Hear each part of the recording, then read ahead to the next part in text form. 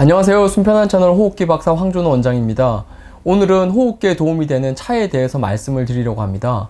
유튜브를 보다 보면 건강에 대해서 폭넓게 다루는 채널도 있고 특정 영역에 대해서 깊이 있는 내용을 다루는 채널도 있을 텐데요. 저는 제가 전공을 하고 있는 호흡기 질환에 대해서 깊이 있게 다루는 것을 목표로 하고 있고, 오늘의 이 내용도 호흡기로 고생하고 계신 분들이 차에 대해서는 어떤 방향으로 접근하는 것이 좋을지에 대한 설명입니다. 제가 평소에 진료를 하면서 몇 가지 내용은 꼭 지켜달라고 당부를 드리는 것이 있는 반면에 어떤 부분에 대해서는 좀 느슨하게 환자분의 취향과 기호에 맡기는 부분도 있는데요. 선을 명확하게 그어서 꼭 지켜달라고 당부하는 대표적인 것이 습도입니다. 특히 요즘같이 가을로 접어들면서 습도가 떨어진 시기가 그 관리가 특히 중요한 시점인데요. 습도가 낮아지게 되면 호흡기 질환을 가진 분들은 원래도 부족한 점액 분비력이 밤에는 더욱더 떨어지기 때문에 호흡기 탈수가 진행이 되고, 그렇게 되고 나면 목에 이물감이 생긴다, 또는 마른 기침이 잦아진다 등의 호소뿐만 아니라 심하면 기관지가 찢어지면서 객혈이 생긴다거나 가래 배출이 지연되면서 폐렴으로 가기도 하고, 간질 조직의 섬유화는 더욱더 진행되는 경우도 생기게 됩니다. 그렇기 때문에 습도에 대해서는 타이트하게 관리를 하는데 환자분의 기호에 맡기는 대표적인 것이 식사입니다. 보통의 한의원들은 한약을 먹으면서 이거 드시지 말라, 저거 드시지 말라 이런 말들을 많이 하는데요. 호흡기 질환의 본질을 이해하고 실제 호흡기 중환자분들과 오랜 시간을 겪어보고 나면 호흡기 상태가 나빠지면 살이 빠진다는 것을 알게 됩니다. 그런데 이분들은 원래 소화기의 능력도 좋지 않고 입도 짧은 분들이 많거든요. 그렇다 보니 이분들에게 만약 이건 먹지 말라, 저건 먹지 마라 이런 식의 티칭이 들어가면 환자분들은 정말 먹을 게 하나도 없습니다. 그러면 상태가 더 나빠질 수도 있습니다.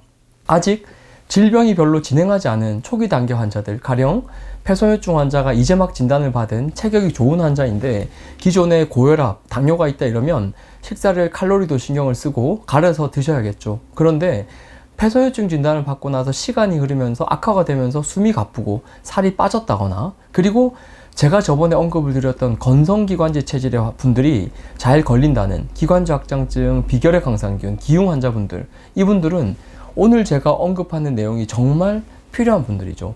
이 병은 이래요. 만약에 어떤 환자가 저는 삼겹살 기름 부분도 같이 잘 먹습니다. 보쌈은 비계가 있어야 맛있죠. 뭐 달다구리한 돼지갈비 좋아하고 전 땅바닥에 떨어진 것도 그냥 툭 주워서 잘 먹습니다. 좀 뭐랄까요, 털털하니 뭐 이것저것 다 잘 먹고 좀 게으르고 뭐 방바닥에 들어 누워서 있는 것도 좋아하고 사우나도 즐기고, 이런 분들은 금방 탈출합니다. 이런 환자 거의 없어요. 입이 굉장히 짧고 양념이 강한 것을 좋아하지 않고 비계나 이런 것을 즐기질 않아요. 이분들에게는 단백질과 지방이 반드시 필요한 영양소지만 이 영양소는 펩신과 리파제라는 분해 요소가 필요한데 이분들은 그 분해 요소, 소화 요소가 분비가 약해요. 그래서 고기나 지방을 빨리 분해를 못하고, 원래 소화력이 좋은 사람들은 고기나 지방을 먹으면 이걸 빨리 분해해서 글리코겐을 거쳐서 지방, 살로 변환이 되면서 살이 찌는데 이분들은 그 대사가 잘 안 되기 때문에 잘 먹으려고 해도 흡수가 안 되고 기름기가 혈액에 떠다니다가 정작 체중은 안 늘면서 고지혈증 있는 분도 또 많단 말이에요. 지질대사가 잘 안 돼서 그런 건데, 그렇다고 고기와 지방을 안 먹는다? 이렇게 되면 몸은 훨씬 더 약해집니다. 저체중에 따른 골다공증이나 기력 저하가 더 악화되는 거죠. 그렇다 보니 이분들에게는 그나마 소화가 쉬운 게 탄수화물인데, 저는 일단 봐서 상당히 저체중인 분들은 탄수화물이라도 많이 드시라고 합니다. 뭐 국수나 빵, 밥 이런 거죠. 소화만 이제 어느 정도 되면 가릴 필요가 없다고 이제 언급을 드리는데요. 소화를 잘 못하는 분들은 아무것도 안 먹는 게 속은 제일 편합니다. 이분들은 잘 먹으려고 해도 조금만 더 먹고 나면 속이 부대끼고 힘들다는 것을 알고 있어요, 저도. 그분들은 저한테 먹는 게 전쟁이라는 표현도 하시는데요. 맞아요. 전쟁 맞고, 그런데 전쟁에서 지면 안 됩니다. 속 불편해서 안 먹고 뭐 내 기호가 아니라서 안 먹고 이러면 병은 점점 더 나빠집니다. 분당 서울대병원에서 비계력 강상균 환자를 보고 계시는 김영준 교수님이라는 분은 체질량 지수 BMI라고 하죠. 이 BMI의 최저 마지노선을 18로 잡고 계시던데, 즉 어느 정도 이하의 체중이 내려가면 약 먹어도 치료가 잘 안 된다는 거죠.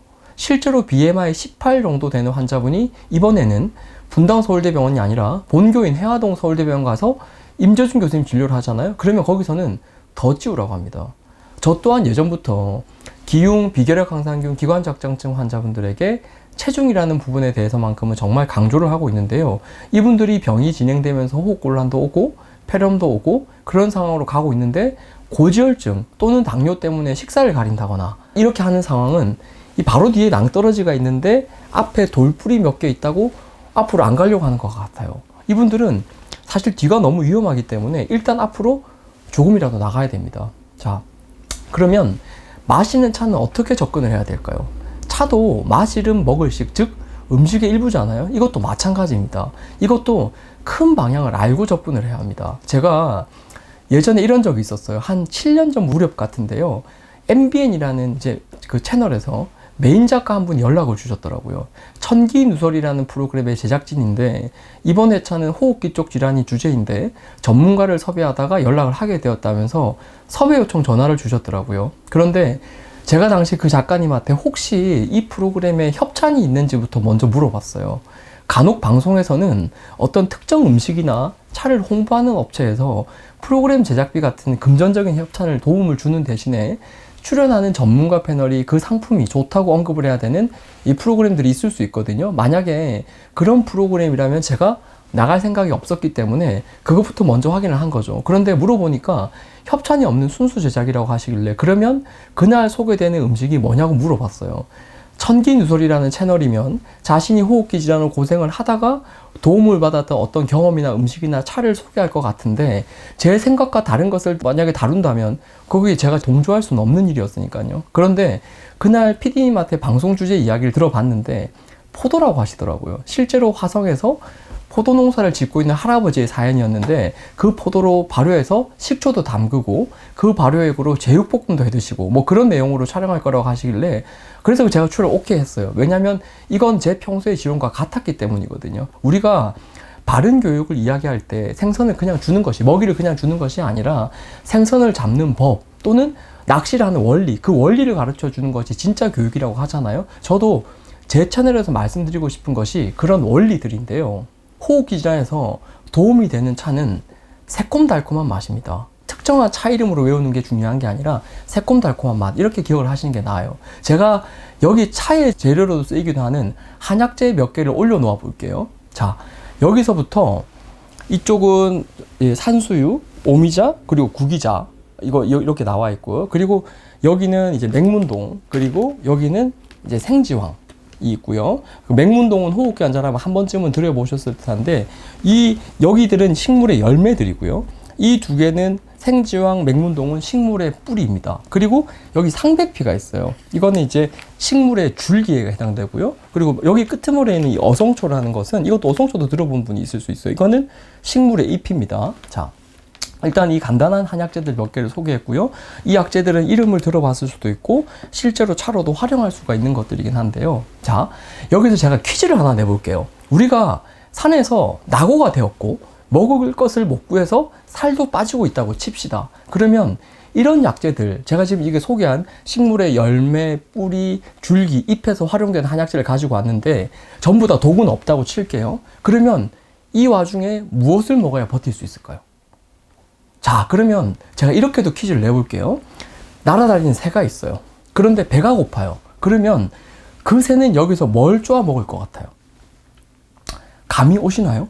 식물이라는 것은 에너지를 잎이나 줄기에는 쌓아 놓지 않아요.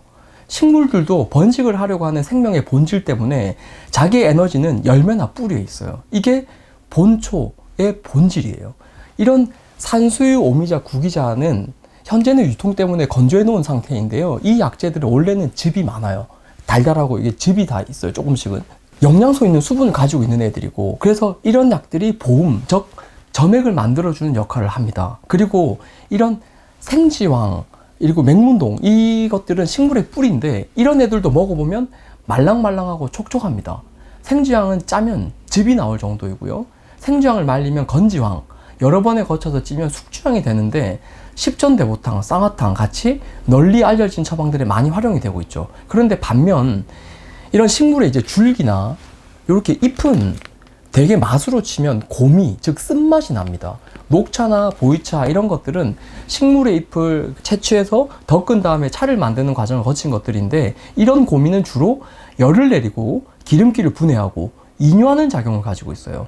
우리나라가 산업화 시대 이후에는 사회적으로 주로 살찐 사람들, 즉 비만, 그리고 그로 인한 뇌혈관 질환, 심혈관 질환이 주요 이슈였죠. 그건 지금도 그렇고요. 강남역에 나가보면 최고의 성형은 다이어트라는 문구와 함께 지방 흡입, 그리고 한의원도 거진 대부분 다 살 빼준다는 다이어트 한약을 주로 광고하잖아요. 그래서 제가 카페에 가봐도 아메리카노 녹차가 가장 많은 사람들의 선택을 받고 있고, 저 또한 마찬가지입니다. 저도 먹고 싶은 대로 먹으면 살이 찌는 스타일이기 때문에 늘 카페를 가면 아메리카노 또는 녹차를 선택을 하는데요. 대신 주중에는 이런 음료를 가급적 덜 마시려고 합니다. 왜냐하면 이런 차를 마시면 입이 마를 수 있는데, 제가 주중에는 진료 때 말을 많이 하니까요. 만약에 어떤 뚱뚱한 사람이 늘 기름기 많은 탕수육, 햄버거를 먹는다고 칠게요. 뚱뚱하기도 하고 열도 많은 체질이고 그 말은 별로 그냥 안 해도 되는 직업이다. 이러면 이 사람은 평소에 즐겨 마시는 차를 녹차나 아메리카노 쪽으로 방향을 잡으면 됩니다. 그래야 지방도 분해하고 체중도 덜 찌겠죠. 중국 요리가 이런 요리가 많기 때문에 중국에서는 이런 녹차들이 많이 필요한 거고요. 그런데 호흡기로 진짜 고생을 하시는 분들은 이렇게 살이 쉽게 쪄서 고민인 분들과는 정반대라고 생각하시면 됩니다. 이분들은 식성도 기름지거나 자극적인 음식보다는 순, 토종, 한식 스타일인 분들이 많고요. 결핵이랑 COPD, 기관작장증 이런 질환을 한의학에서는 노체, 노극이라고 해서 피로가 극에 달한 병이라고 보고 있고, 현대의학에서는 소모성 질환이라는 말을 하는데 서서히 전신쇠약이 올 수 있다 이런 말이거든요. 만성호흡기 환자분들은 음식도 그렇고 마시는 차도 그렇고 몸의 에너지를 도와주는 쪽으로 그 방향을 잡아야 합니다. 체중이 저체중이고 입은 마르고 목에 이물감도 있고 기침도 자주 하고 컥컥하다가 객혈도 자주 생기는 사람이 있다고 칠게요. 그러면 이분은 쓴맛이 있으면서 이뇨작용이 있을 수 있는 식물의 잎을 베이스로 한 뭐 예를 들면 어성초나 뭐 이런 녹차, 보이차, 이 둥글레차 이런 걸 즐기는 것은 이 좋은 매칭은 아니라는 것이죠. 저랑 오랜 인연을 맺은 기관지 확장증 환자분 한 분이 계신데요. 처음에는 몰랐는데 나중에 이제 그러시더라고요. 자신의 일이, 자신의 직업이 녹차 맛을 보는 직업이라고 소개를 하시더라고요. 와인 맛을 보는 소믈리에라는 직업이 있는 건 저도 알고 있었지만 녹차도 이런 세계가 있는 줄은 몰랐는데 굉장히 사업적으로도 성공을 거두신 분인데, 그분이 한번 그러시더라고요. 이제 한 번씩 집중해서 녹차 맛을 봐야 되는 날이 있는데 그렇게 하고 나면 목이 쎄한 느낌이 들기도 하고 객결도 간간히 보여서 그런 날은 본원에서 제가 드리는 순편한 캔디 있거든요. 그게 이제 목을 이제 적셔주는데 그걸로 한 번씩 목 달래가면서 일한다고 하시더라고요. 저는 만약에 호흡기 환자가 당뇨가 없다면 새콤달콤한 맛의 차를 추천드리는데요. 뭐 오미자차, 뭐 유자차, 레몬차, 배즙, 또 요즘 유행하는 콩푸차 이런 차들이 그런 맛인데요. 새콤한 맛은 이제 신맛은 점선을 자극해서 점액, 침 분비를 유도할 수 있고요. 그리고 차를 만드는 과정에서 사용된 당분이 칼로리를 보완하는 역할도 할 수 있어서 호흡기에 도움, 무난한 도움이 될 수 있는데요. 다만 신맛이 너무 강하면 위점막을 자극할 수 있기 때문에 연하게 타는 게 좋겠죠. 그리고 살아가면서 마셔봤던 것들 중에서 차 말고도 이건 호흡기 환자에게 참 좋겠다 싶었던 것들도 있었는데요. 냉면집에 가면 주전자에서 이렇게 따라주는 온육수, 이것도 참 좋고요. 그리고 몽골에 제가 여행을 간 적이 있었는데요. 몽골이 땅은 넓지만 초원은 넓지만 7, 8월을 제외하면 바로 추워져서 채소를 구하는 게 쉽지 않다고 하더라고요. 그렇다 보니 그 나라에서는 비타민 부족을 마유라고 해서 말의 젖으로 대신을 하던데, 우유보다는 살짝 새콤하면서 가벼운 느낌이 들었던 마유를 이렇게 따라서 주시는데 그것도 먹으면서 이것도 호흡기 환자에겐 참 괜찮겠다는 느낌을 받았습니다. 다만 우리가 늘 먹는 쌀과 물은 그 맛이 밍밍하기 때문에 평생을 먹을 수 있다는 말이 있더라고요. 어떻게 보면 철학적인 말 같기도 했는데, 건강이라는 것을 균형을 잡는 것이라고 본다면 치우침 없는 물이 사실 제일 무난하고 제일 합리적인 선택인 거죠. 이런 말이라는 거죠. 오늘 제가 드린 차에 대한 내용도 이를 참고하셔서 호흡기에 좋다고 한들 절대 물을 대신하는 용도로 접근을 해서는 안 되고요. 입을 마르게 할 수 있다고 언급을 드렸던 잎으로 된 차도 연하게 우려서 물을 충분히 많이 마시면 그런 작용은 희석이 되기 때문에 오늘 동영상을 시청하시는 환자분들은 제가 척하고 말하면 척하고 알아듣기를 바라겠습니다. 다음 시간에도 좋은 내용으로 찾아뵙겠습니다.